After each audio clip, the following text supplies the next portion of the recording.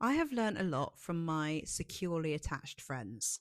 Now, growing up, I was very disorganized in my attachment style. I'd be anxious most of the time, but then I'd flip over into avoidance and I would literally not know whether I was coming or going.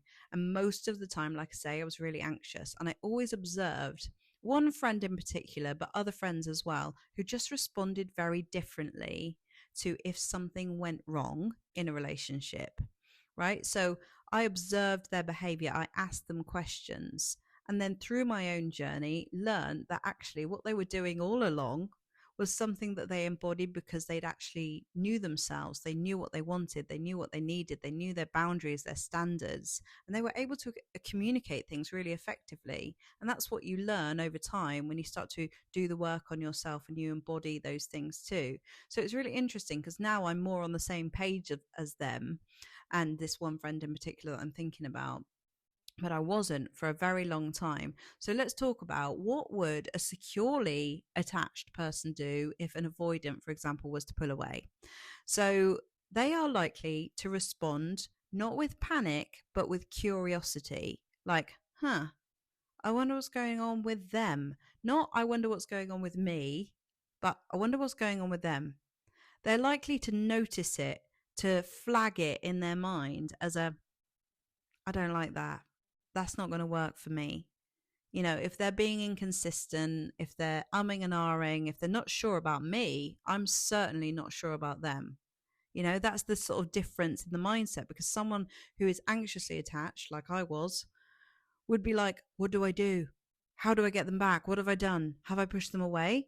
Was I too much? All of these questions that come from your childhood where you felt in the past like you were too much, you were annoying in some way, like you were going to be left. It was the expected norm. And so you look for those clues and those ideas or those, things happening again, and it panics you. And so you try to fix it. Whereas somebody who's securely attached is kind of thinking, I know what I'm looking for in a relationship. I know what I want. I know who I am. I know what I've got to offer. I'm not going to outsource my sense of self worth to this person. We're either having fun and it's going smoothly, there's good communication, or it's not. And if it's not, they don't sit around wondering and tiptoeing around this person. They observe it. They go into observer mode. It's such a secure thing to do. I often say this to my clients: go into observer mode. Go into observer mode. Just see how they react when you say how you feel. See what they do when you do this or that, right? See how they respond to you being you. Because a securely attached person doesn't question how they need to be. They show up as themselves and then they observe how people around them respond. And they think, I'm not chasing anyone. I'm not waiting around for somebody. No, that's not what I do. So I remember once my friend, she was dating somebody and she really liked this person and it was going really well. And she was like really falling for this person. But looking back, you can see why she was falling for him really hard and intensely because he was very intermittent with her. And that was not what she was used to. And so she went along with it for a little while, but she was observing it. And when he pulled away, because he did eventually just completely pull away, she was upset about it. But she got through it very quickly. As in, she grieved it, she processed it, she felt like it was really sad. It wasn't the outcome that she wanted, but she was able to go, he wasn't right for me. He wasn't my person, rather than thinking that he was the one that got away. And now, even if she talks about him, this is like 20 years later, she has fond memories of him, but she has not held on to him in any way. And she let go of it much quicker than someone who would be anxiously attached. They might be thinking, what did I do wrong?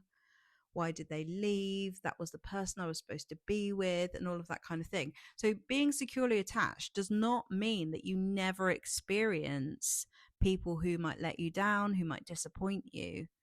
It's just being able to see it for what it is and not take it as personally, because you're not outsourcing your sense of self-worth to that other person. Okay, so when it comes to anxiously attached people, they are more likely to abandon themselves, to try to chase. They're more likely to move towards, right? So the avoidant pulls away, the anxious person moves towards, right? Whereas the avoidant pulls away and the secure person goes, huh, Okay, let's see what they do. Let's see what happens here. Let's see when they come back, if they come back, you know. And let's observe how this person responds to me asking direct questions. That's the other thing. Actually, saw the video with Matthew Hussey and his wife. Right? Don't know if you saw that. They did that quite recently, and she was talking about how at the beginning he was kind of a bit inconsistent, right? And he was not really showing the signs of being a committed, loving partner that she could rely on. And she was like, well, he must not be my person then. And she didn't hide how she felt. She said, look, I really like you. I would like to be with you, but I don't want it like this. I don't want this inconsistency. And no, I'm not coming to meet you in the bar. You come to meet me. You know what I mean? Like she had this kind of like confidence of like, nope, we're not doing that. I'm not bending to your way and your inconsistencies here. You come and meet me. And she was really resolute about it, like she said. And yeah, I thought that was really interesting because it's like a really, and she'd also been through relationships where it had not been like that, that had taught her to be more secure, that had taught her what she needed in relationship, that had taught her what she would not tolerate, right? So wherever you are in relationships right now, like I experienced, all of the lessons that I got from being insecurely attached and like chasing people and trying to manipulate things so that I would I don't know, be liked by them or whatever, try to be what they wanted me to be or whatever. All of those things that were painful because you're just abandoning yourself, not being yourself, trying to be someone else in order to be loved. But actually, you never feel loved when you do that because people aren't seeing you as you. But when you start to become more secure in yourself through learning these painful lessons, you just know. Like, I'm me. I like me. I don't have to bend to your way. I like me, whether or not you stay or go. I still like me anyway. You don't have to like me if you're not going to stay. I don't really want to be with you if you don't want to stay. You know what I mean? It's like it's a very different attitude than I need to get them to like me. Yeah? So I hope you can hear the kind of very clear distinction. And I think simplifying it, someone who is securely attached responds to someone pulling away with curiosity, not with panic, not with, right, I'm going to sort this out right now. I'm going to tell them exactly what I think immediately. They observe it slowly with curiosity and they're honest and straight up about it. They don't tiptoe around it, they address it head on. They are not afraid of losing this person because they have got themselves. So, this distinction is all that way of being is magnetic, okay?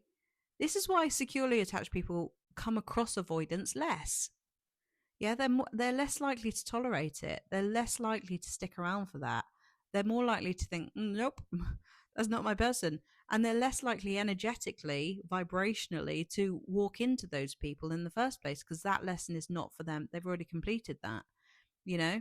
So, like I say, people who are securely attached tend to attract more securely attached people, but it doesn't get them off the hook of attracting avoidant people either. It's just that they are likely to respond to it differently.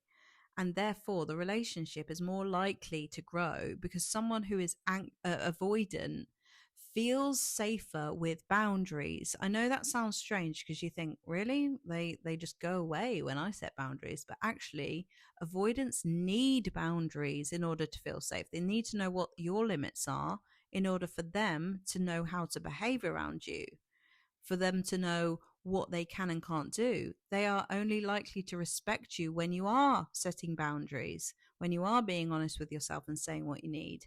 So if you want to learn this skill of really connecting back to you and actually showing up as the secure version of you, which is in there, it is there, it's already there. We just need to uncover all of the insecurities and the belief systems that have got in the way. Then come to the self-abandonment trap, which is going to free you from that painful cycle of abandoning yourself in relationships so that you can be that person that creates those secure relationships and shows up as that magnetic you that you really are. So if you want any more information about that, you can find out in the link below. I'd love to see you there. I've got 5 spaces left. And if not, then I'll see you in the next video.